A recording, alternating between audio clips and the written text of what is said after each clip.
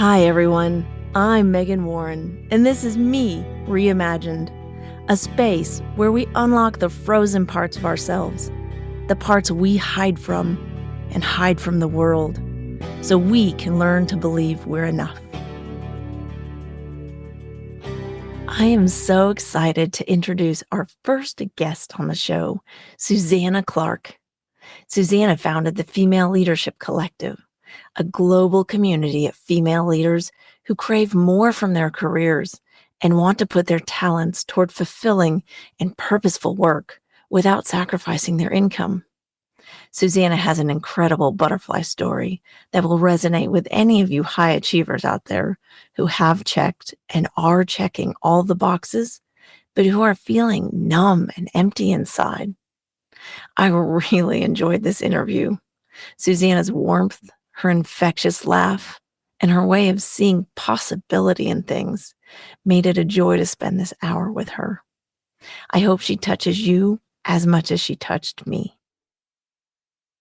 Welcome. Oh, I'm excited to finally meet you. Yes, thanks for having me on. It's such an honor. No. I have listened to your podcast a lot, taken a lot of good tips, and what you've done really inspired me to think that we could make something happen. Oh my God, that thanks. means so much. Thank you. We're delighted to have you, and we are benefiting from you all around.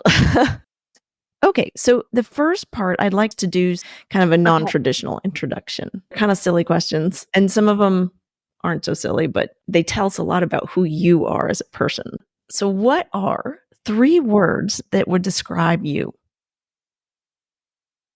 Spontaneous, loving,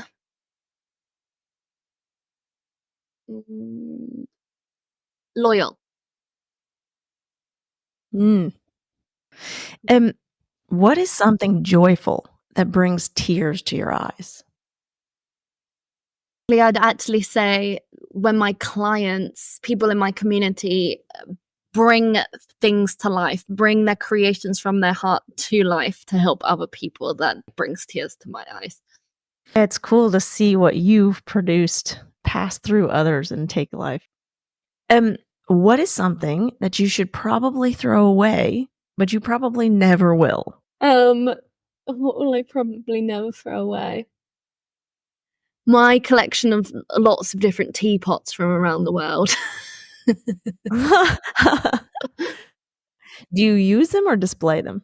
Well, I try to use most of them, but some of them are getting a bit old now.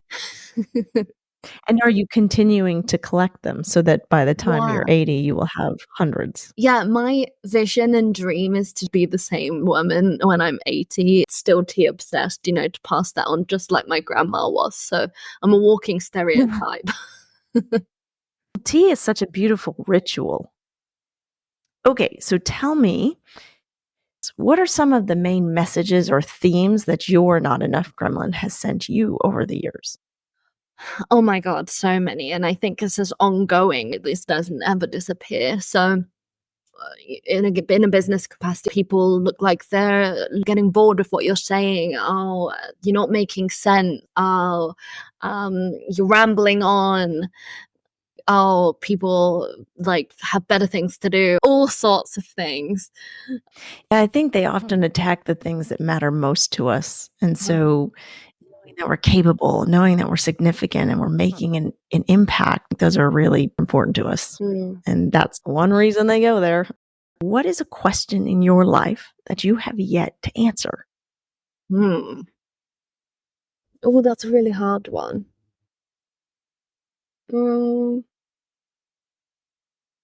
How to define enough. That's just come to me. I think it makes a lot of sense because as you're exploring this and you start to express yourself and you start to go big, how much is enough? And where is that balance between rest and work and play? That's a great question. I think I have the same question, actually. So. Now we're all wondering. Okay. Tell us your story. Walk us through the journey of you, starting from school age until now, having left corporate and launched a 6-figure business and lifestyle brand. Yes, oh my god, big story. In school, I was always a high achiever. I'd always, be in England, we call it the top sets, the top classes for everything. Academia came quite easy to me. But I think in hindsight through that, I learned that achieving things and getting the best grades got you praise and got you recognition and admiration and all these wonderful positive things that made me feel more of a person, and this continued on throughout my school journey into sixth form, into university. And I got to the point where, oh, I realize I have to get a job now. All of this was for a reason. So I was thinking, well, I did an economics degree and I was looking at what my options were. And I didn't really know what I wanted to do. Deep down, I felt like one day I'll launch a business. That's really exciting to me. But even though I did a business degree, I didn't feel equipped to do that yet. When you graduate, you've just spent all this time and money getting a degree. So you kind of have to get a job to make it worth it, don't you? That was kind of the feeling. And so I just applied to as many different companies as possible. And I took the job that was the highest paid and the one that I thought was the most prestigious, to be honest. And that happened to be for the world's largest investment bank. It's called JP Morgan, a huge 250,000 person bank.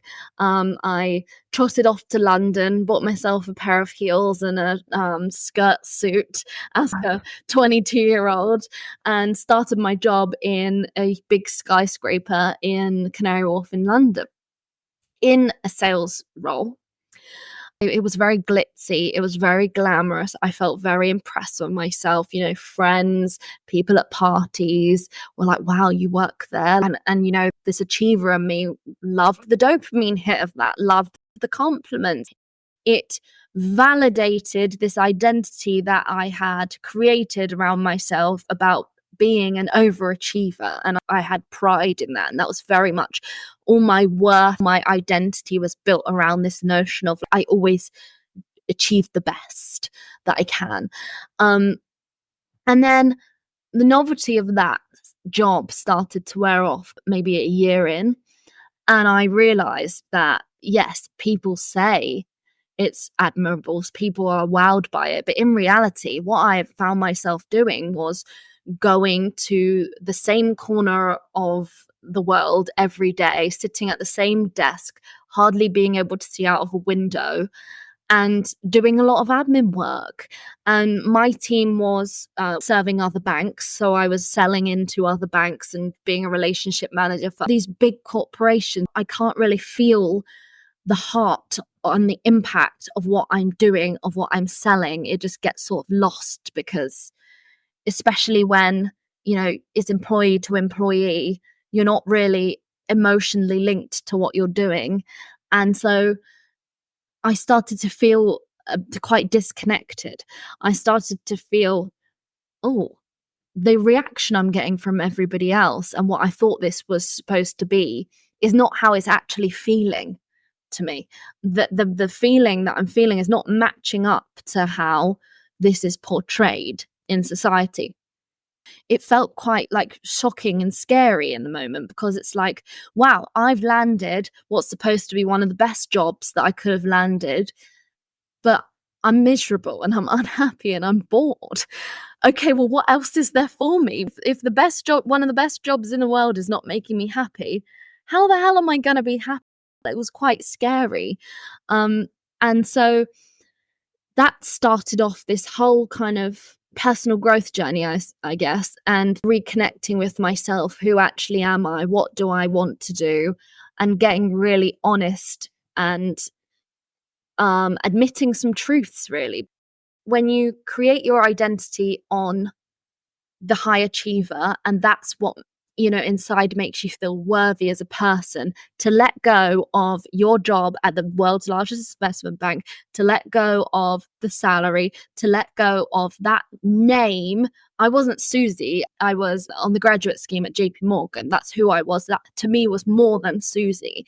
And so to let go of these things, suddenly I'm just Susie. And that was really terrifying thought. But what was even more terrifying was when I realized that I didn't want to just be Susie. That's heartbreaking, really. And this goes over a whole period of like 5 years. Eventually, I got to the point where I really wanted to run my own business. I realized I didn't want to be one of these managing directors that, yes, finally I've got a window. I'm in the office on the outside. I'm like, no, don't want that. And so then I'm like, right, I need to launch my own business. Didn't know what I wanted to launch, jumping around all sorts of different things, but never really got the confidence, never really got things off the ground. And I realized now I just didn't have the energetic capacity whilst I had a job, and I needed to really just go all in and give myself some pressure. You talk about this thing of the point of no return.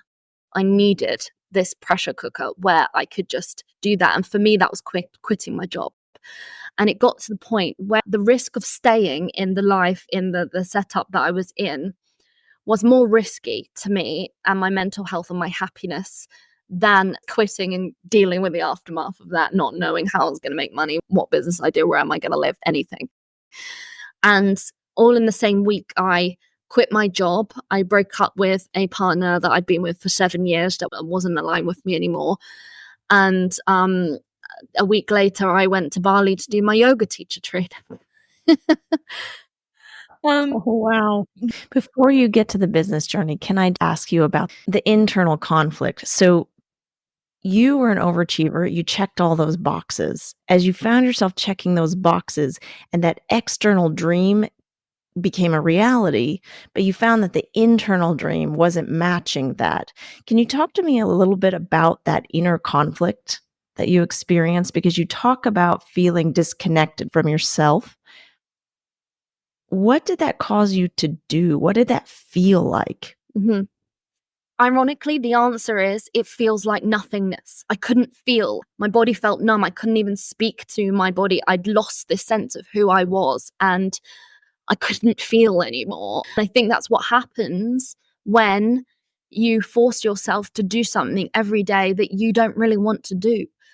And that's what doing a 9-to-5 job in corporate, that's what I was doing. I was choosing and forcing myself to do that when inside I really didn't want to do it. So that creates this distrust with your body. Your body doesn't trust you anymore, so it shuts off. I didn't know what decisions were mine or what were society's. I couldn't even hear my intuition. So it actually felt like nothing. It's amazing how disconnected we become when we abandon ourselves and our authentic values and live outside of our integrity to live up to this dream that we think we're supposed to be fulfilling. Mm-hmm. Feeling that emptiness, that void, that nothingness inside, we often use strategies to survive during that time. Mm-hmm. What strategies did you turn to? So I think there's two options you can really go down when you realize you're living out of alignment. You can turn to unhealthy coping strategies like living for the weekend, getting drunk, going down the pub with your friends. That's what you'll find most people doing in London on a Friday night, coping in that way. And actually, that's very accepted in society. That's normal.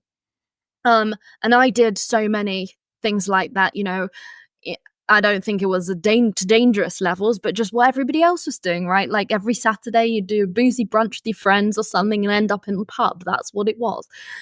But really, I didn't want to live life like that. That was such a waste. So there's one side of it of unhealthy habits, but the healthier side of it, I don't remember how or why, but I took a yoga class, and suddenly taking a yoga class for the first time, it just relaxed me. What I know now, what was going on there was my body. I was feeling something. I was looking after my body. My body loved being stretched in the yoga class. My body loved that gentle movement, being stretched in every way. What was happening there is I was repairing my relationship with my body, because that's what my body really wanted to do. My body didn't want to show up to the desk and sit there for 10 hours a day, right? So that the yoga sounds so simple and so basic, but that started to reconnect my mind with my body. And as I started to be able to talk to my body and communicate with it, that's when my inner voice and inner confidence starts to step in and be like, Susie, you can't do this anymore. And I really started to then listen and do things for us, my body and my mind. And I was no longer just living in my head. It's amazing what that disconnect between mind and body does. The picture that I got in my head when you were speaking is you have on these great shoes, these heels and this skirt, almost like it's this armor that you wear to work. And that tension of being disconnected builds up over the week. And then what we want to do is unzip that armor, unzip that suit. In the weekend, we just kind of explode out. And that's where the drunken debauchery, which I'm very familiar with, comes in. And it's almost like this release. But ironically, it's that antidote that you talked about, where with the yoga, you're putting your mind and body back together. That is the real release and not just a temporary release before you zip on the armor and go back to work.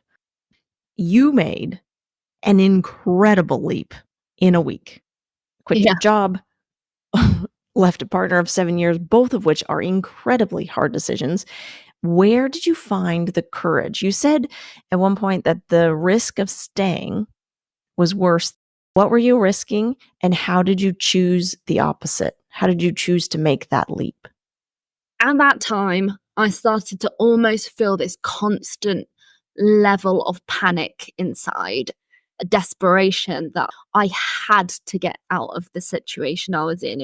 I couldn't do another day in this job. I couldn't do another day with this partner. They were just the wrong choices. And it got to the point where I just couldn't bear it anymore. And I couldn't bear constantly telling my friends I'm going to launch a business and not doing it. But it was painful. It was painful to be myself at that time, and it knocks your confidence as well. So the problem is, if you're taking yourself off to the job every day, your confidence is going down because you're not giving yourself what you want, but actually you really need confidence to make a difference. So it's really hard. But I did a few things by going to workshops. I hired a business coach even when I didn't have a business idea. I wanted to be an entrepreneur so bad. I saw her talking on a panel and I was like, she has what I have. I'm going to hire her. So I got support. I learned things.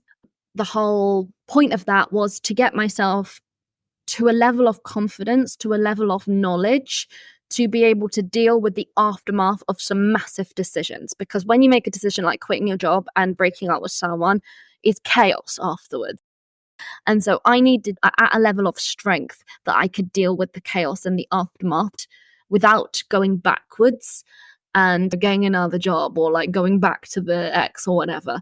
And it was having support. It was almost stepping into this new identity, which we can talk about later, that really helped me with that transition. And that's why it all happened in the same week, because there was a moment where I'm like, right, I'm ready. I can deal with whatever happens afterwards.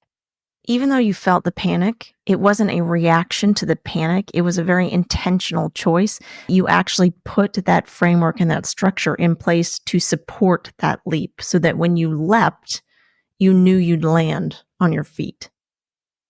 Yeah, I think the panic created a pressure for me. Like, it created momentum. I want to get out of this, which forced me to think outside the box. Okay, I need support. Okay, I need to learn some things. Okay, I need to put myself out of my comfort zone. It was like, here's the problem. How can I make a solution? What did it feel like that first week when you're doing yoga and you've left your life behind and literally stepped into a new life? I imagine it's a myriad of feelings. Actually, what I did first was I booked myself into a lovely hotel on this island off of Bali called Nusa Lembongan, which I actually went to last week on my birthday, 5 years on from this moment. So it's a very special, like full circle moment. And I checked myself into this hotel for a week before the yoga teacher training started. And it was so funny because I'd flown all the way from London. It was February. It was freezing cold in London. All I wore back then was black. I literally just was wearing these black yoga pants, big black jumper, and I landed in this tropical Bali, and the driver takes me to the port. I get on the boat. I've got this huge suitcase, and then we pull up to Nusa Lembongan, and you have to jump in the sea and walk through the ocean. So here I am, ex-banker, in my yoga pants, water coming up gradually up my yoga pants, in this jumper, a sweaty mess coming off this like 20-hour flight. But I couldn't be happier. I couldn't be more excited. And oh my God, it was like I was living again. It was an adventure. It was so fun. It was so unknown, unpredictable, so ridiculous compared to like my safe, easy, predictable life in London, that I suddenly felt this sense of life again. And that week in that hotel on my own, I was on such a high. The senses activated in somewhere like Bali, in Asia especially, the smells of the food, the smells of like the tropics, the sounds of like nature everywhere, bugs, like things you got to deal with. It brought my whole body to life again. I just felt like a little girl again. And this was what was completely missing in the corporate world. Like I was numb. I had no sense of life, no sensory activation. And this was an adventure. I didn't know what was happening next. But thank God I've just made these decisions for myself. I'm so proud of myself. Yeah, okay, like there's all this, how am I going to figure it out? But thank God I'm here. Look, I'm in Bali sitting on a balcony with a cup of tea looking at a volcano. This is what life should be about. We can figure it out. If I manage to get one of the best jobs in the world as a graduate, I can figure this out. It's just having confidence. And I'd say to any of your listeners, there's so many things you manage to do in your life. Have confidence that you can do the thing that you really want to do. But that's the scary thing, right? Taking a chance on the thing that you really want to do, because if you fail, that hurts. So that can always be the reason why you're going to avoid that. But you can figure everything out. You can find people who know. There's always ways. You just need to have the drive and the desire. And if you don't have the drive and desire, it sounds like the panic can help create that momentum. Yeah. On a podcast with Stephen Bartlett, Diary of a CEO, he interviewed a guy who was talking about how negative feelings in our life is actually what helps us make the change. So the negative feelings, while they feel terrible, aren't actually bad. They actually are motivation. Yes, so. And this plays into selling. All human behavior is motivated by avoiding pain or calling in desire. So in that panic phase, that's avoiding the pain. Oh my God, I can't bear this anymore. So I've got to move. I've got to take action.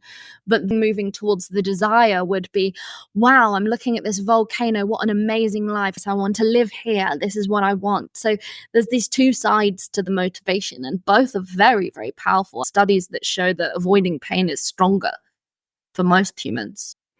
I have a question about that, but before I ask that question, I just wanted to say, when you were talking about your journey leaving corporate world, I got such an image of you in all black in this hard concrete cement structure with no vibrancy, no light, no joy, and stepping through the water almost as if it was this rite of passage, like Alice in Wonderland goes through the rabbit hole and you come out the other side and you're just full of vibrant energy and life and color. And I would like to note for our listeners that Suzanna is now wearing white and not black.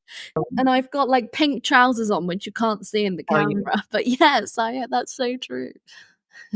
So it's almost like as you've come back to life, you even see that reflected in your external surroundings. Yeah, this is so true. And I'm really glad you reflected that back to me, because I believe that corporate and working in a very male-dominated environment sucked the femininity out of me. When you're looking at the people at the top, you're emulating what they're doing, and most of them were men. So I unconsciously was changing my behavior to act like them, speak like them, walk like them, dress like them, because that's what was creating success at this organization. And what that did was get rid of any radiance, feminine energy, any kind of creativity, anything that I associate often with feminine energy. Because there was a moment that I really reconnected with this on my journey when I did this amazing workshop, which was based on the foundations of Tantra. And that introduced me to feminine energy and masculine energy. And I realized, wow, I am uncomfortable even embracing some of these feminine traits, because to me, it felt like that was weak. And what I realized was, no, that's not weak. That's the part of me that I was missing. And after that, I started going to dance classes. I suddenly felt this urge to buy colorful clothing. And it was funny because there was this transitional moment of when you looked at my wardrobe, one half was black and then the rest of it was all these beautiful colors, floral patterns. And it was the feminine coming back. It was me re-embracing that feminine side of me that was always there, but I hid it because the environment that I was in told me there was no place for it. In the business world, it is the masculine that's valued, that's rational, that's powerful. And so we subdue our feminine energy. One of the reasons we do that, to come back to pain, is because we get not enough messages. So the way that the gremlin works a lot of times is that when you are approaching a situation or a person that could recreate that pain that you experienced, your gremlin will send you a message to protect you because we don't want to go back to that pain. And so it helps us avoid that situation. A lot of women, especially in a business world, that epidemic of not enoughness shows up in those kinds of messages. Do you think that feminine energy and feminine leadership is needed to heal that? And if so, how? Yes, I do. The structures that exist today were mainly built by men for men, with men in mind. It's not the optimal structure for productivity as a woman, for a woman's body. And we're cyclical, right? We don't have the same amount of energy consistently throughout the month. And really what's happening at the moment is that women are trying to fit themselves into this mold of something that was created for a man. For women to succeed in a way that doesn't compromise their femininity on their life more than it does a man to dedicate yourself to this kind of career, there definitely needs to be some shifts in the structure. And so I believe that to change it, more women need to be creating businesses. The faster way to create equality is more around women breaking out of the corporate world and starting their own businesses and leading in the way that they want to lead, and hiring people, creating their own cultures, so that we've got more equal leadership at the top, rather than trying to like stick plasters over a structure that wasn't built for you. So for me, my impact and how I affect change is by using my skills to help as many women as possible leave corporate and start their own businesses. That's my purpose and how I can heal this, because I don't believe that the fastest, most obvious way is to just force and push and fight the structure that was already created. No, in fact, I saw something on the female lead the other day that said we're about minimum 120 years away from any kind of gender equity parity in the office. That's quite a long journey.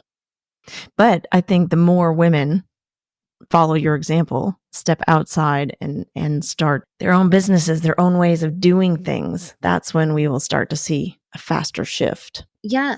And to paint the picture, the reality is now I work pretty much what you would call part-time, to be honest, because I built my business for time freedom. I couldn't do that from day one, but now I can. I make more than I did in banking, and I get to live in the tropics. That took me a few years to transition out and to do that. But if you'd told Susie back then that was possible, I don't think I would have quite believed you. But it totally is possible. And adding on to that, I feel such a deep sense of purpose and love and aliveness every single day because of what I've done. This morning, I jumped off a mastermind call, went on my phone and saw that 2 women from one of my programs teamed up and launched a business together. How wonderful is that? Because of what I created. I'm super proud of them, like not taking away, this is all their work. But the purpose, the fulfillment, the reward of what I'm doing is next level compared to what I did before. So this is what I want for women. I believe that they can only do that by bringing out what's in your heart to create. The business is a tool to just allow yourself to create the thing that's deep in your heart. You seem to have an early understanding of that because you were already thinking about building a business even when you were working in banking, and you leaned into that. How did you find that, even as you're checking all the boxes in the external dream of a way of being? I think it's an interesting observation. How did I find that? So I was the first in my family to go to university. My dad wouldn't have even been able to tell you what the name of the bank was that I worked for. I don't come from a family that's used to that kind of corporate working. My parents were both entrepreneurs. My dad's a carpenter and they ran the joinery business from home. And they built that up, small business in the countryside in England. But what that meant was it was run from home. My dad's workshop was like at our house. And my mum had a little office where she'd do the admin and the operations. And, I always remember like if I forgot my sports kit at school, my mum could just drop it off to me because she worked at home. I saw that and I understood that level of freedom that they had because of that other people didn't have. Perhaps because I saw that was maybe an option for me. But at the same time, you're a product of your environment. So when I went into corporate and what I was surrounded by was other people in corporate, leaving and launching a business and not having the name anymore of the company that I worked for, it didn't feel like an option because suddenly like, oh God, that's not what everybody's doing and we're wired to fit in. So it's a very interesting one. I think probably my parents might have been the first thing that I saw in terms of running a business. But it sounds like that idea to be your own boss, to carve your own path, was sort of innate to you. So you were tapping into something that was part of you. Yes, and I do believe that we're all here with gifts to bring to the world. Whatever you're supposed to do in life is within you. It's just finding them. And sometimes you need another person to help you because you don't know the right questions to ask yourself. Yeah. I created a Find Your Purpose worksheet that I go through with clients, and I also do Simon Sinek's Find Your Why with clients a Yeah, lot. And it's amazing to see how people just bloom as they start to tap into what's already there and yeah. just bring that out. It just emerges. Which actually is a nice transition to my next question, which is what the caterpillar might call the end, the butterfly calls the beginning. And I had this question for you because as we were talking about your journey into Bali and that blooming, like it's you spreading your wings. But what had to die? Because a caterpillar has to die. It has to become goo so that that butterfly can emerge. What had to die so that your butterfly could emerge? I like to clear out things. Ruthless, getting rid of stuff that no longer feels aligned. And that could be something tangible like clothes. I believe that to get what you want, you need to become a match for that. So whatever you're getting in the moment, you're the match for that. Your identity needs to change to be a match for whatever it is that you want. You need to get rid of stuff. And that can be physical things like clothes that remind you of the identity before when it was a struggle or something. I remember I had to get rid of this jacket that I wore when I first started my business. I was very in fight or flight. And I had to get rid of it. This is not the energy that I'm in anymore. And I feel it when I wear it. So this needs to go. I'm a new level now. But it can also mean intangible things. It can mean like the ways that we talk to ourselves, the standards that we set for ourselves, putting boundaries in place, saying no when you actually mean no. It could be friends. It could be people that no longer are aligned with you. Ruthlessly getting rid of things that aren't aligned is a big thing. That's kind of when we say what had to die, loads. Finding the courage to do that can be quite a lot of work. I say that because I find that a lot of overachievers who check those boxes so well and have spent so long perfecting conforming skills, right? To then turn that and break out can be terrifying because the internal shift that's required and the work that you must do to get to that place is huge. Yes. Can you talk to us a little bit about what you've done to craft that identity? Yeah, something that just came through that feels really profound when you were talking was of, oh my God, who am I without my achievements? Who am I without my resume? Who am I without my title and my employer and my salary? And I'm just Susie. But now I can look back on that. The fact that I was putting my identity and my worth on those external things actually shows you that I didn't have very good self-worth. I was worthy because of all the things that I had achieved and done, not just because I was Susie. Now I'm at a place where I know I'm worthy because I'm Susie. I don't have to do anything. I just know that I'm worthy. That's the standard that I maintain for myself, that level of confidence.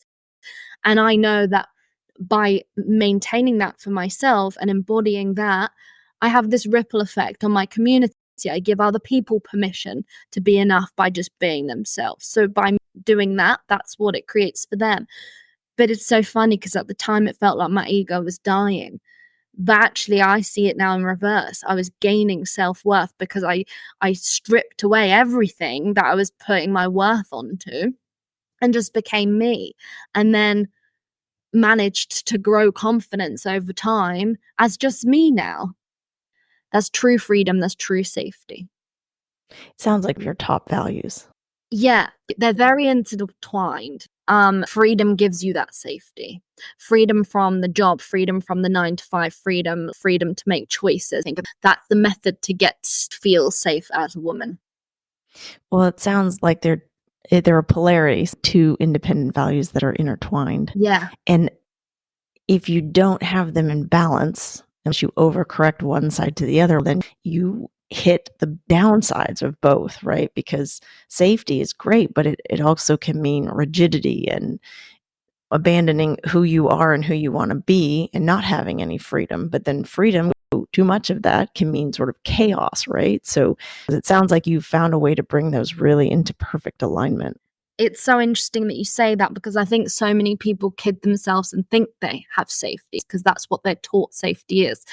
But what are you optimizing for in life? The world taught you, and most of us, to optimize for making as much money as possible, being as successful as possible. So, like subconsciously, we are following that. That's what we're optimizing for by getting the better job, getting the better salaries. But actually, is choosing your job with the regular paycheck safe? I don't think it is, because if you want to optimize for happiness and it's not making you happy, then that's not safe.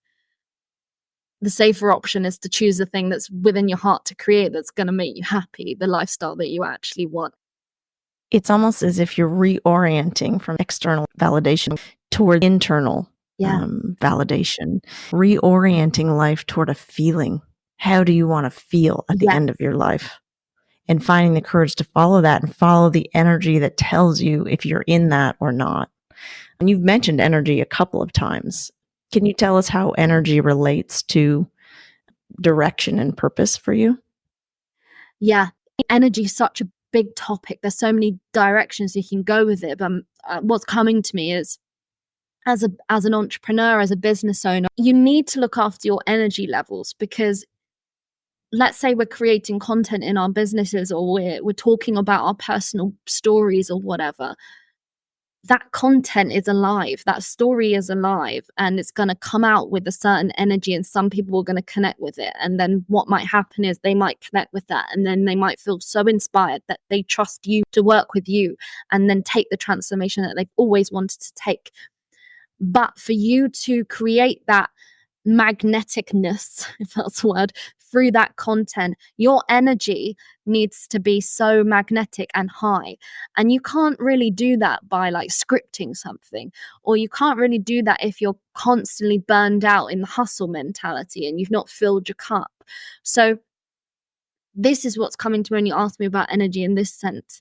It's so important to actually focus and prioritize on maintaining your own energy as a leader, so that you can show up sustainably for everybody else, hold the space, and create something that's so magnetic that inspires other people to take action on things. And it's really interesting because I think a lot of people judge that, and self-care is selfish and you should give to others. I think a lot of times as women we're taught that we take care of ourselves last. We put ourselves last after the family, the children, the business, like that oxygen mask that in the airplane, you put it on your child or an older person after you put it on yourself. You put it on yourself first.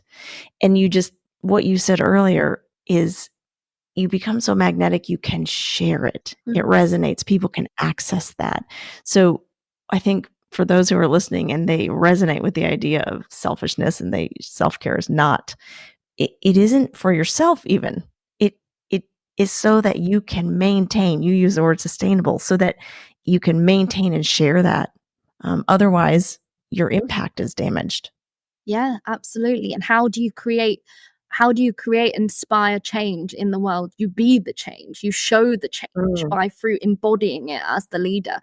And how do you make sure you can do that? We've got to look after your own energy. Someone's more likely going to take action or follow what you're doing because they see you doing it and they see you getting a result, rather than you telling them, oh, here's the 10 steps of how you do it. Teaching. If you embody and they see the change, that's what happens. Like, that's when I had, with friends that've seen my whole journey and then suddenly go, oh, how can I work with you? I've seen you change. I've seen you evolve. They don't even really know what I've been doing. They don't know what my programs are about, but they've seen the change and they want a piece of it. And so I think that's the best way. That's the best way to lead authentically. And I also see this as being a bit very associated with the feminine again. Like I see the feminine strength of leadership is, I have this analogy, like the feminine's like a lighthouse and the masculine's like a laser. The feminine shines when it's just being, when it's embodying, and it beams out like a lighthouse and people come to her.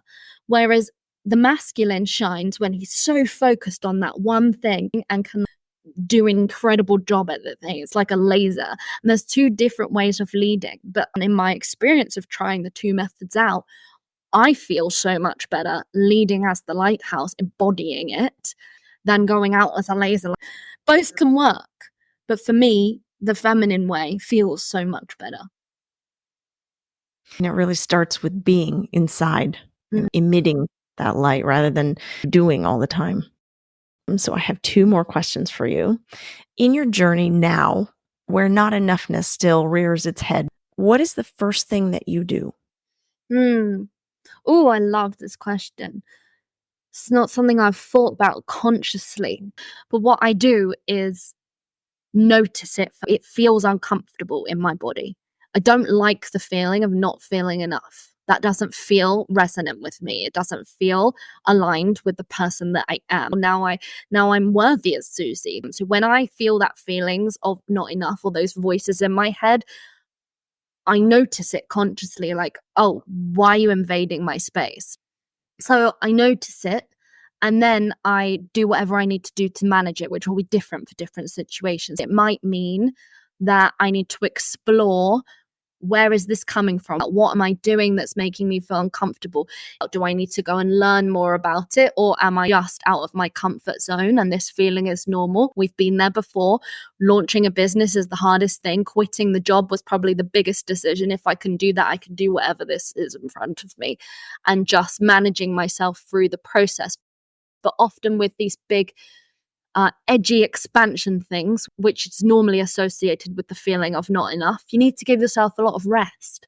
You need to give yourself time to fill the cup. I don't believe that work is all equal. For example, when I have my coaching call days, all I'll do that day is my coaching calls and nothing else, because there's a lot of energy that goes into that hour.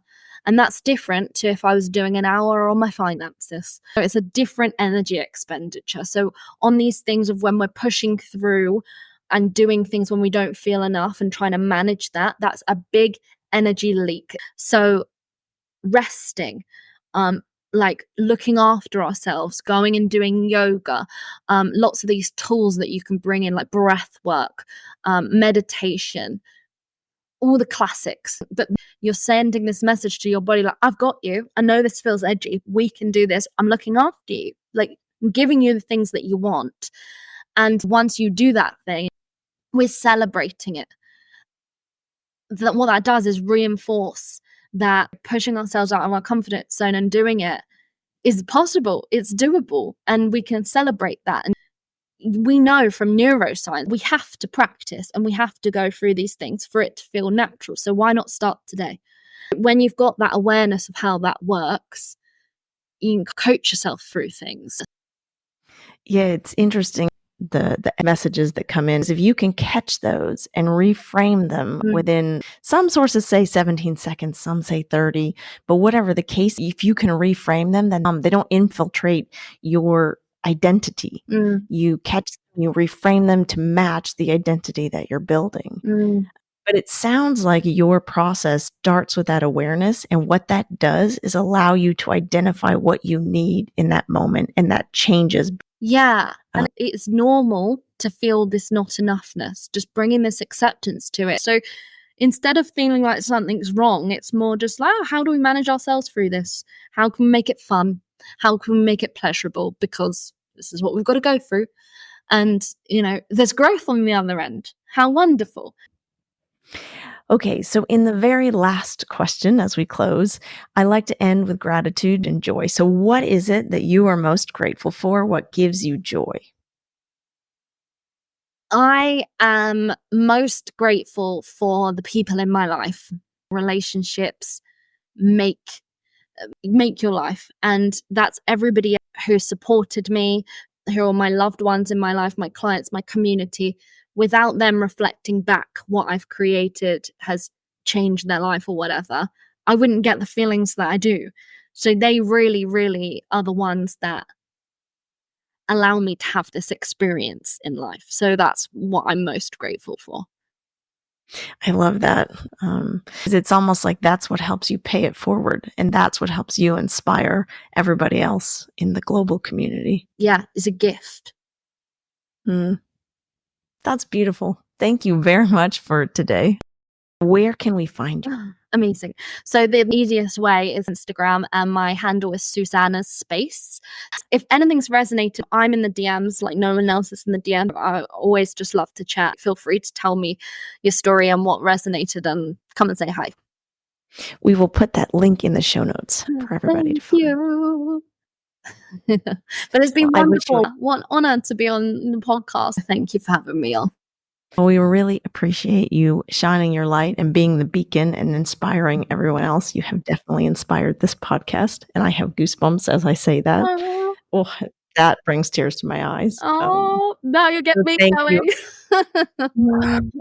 Beautiful. It's beautiful. It's amazing. Well, thank you very much, and I hope you have a great day. Bye. You do not carry this all alone. No, you do not carry this all alone. This is way too big for you to carry this on your own. So you do not carry this all alone.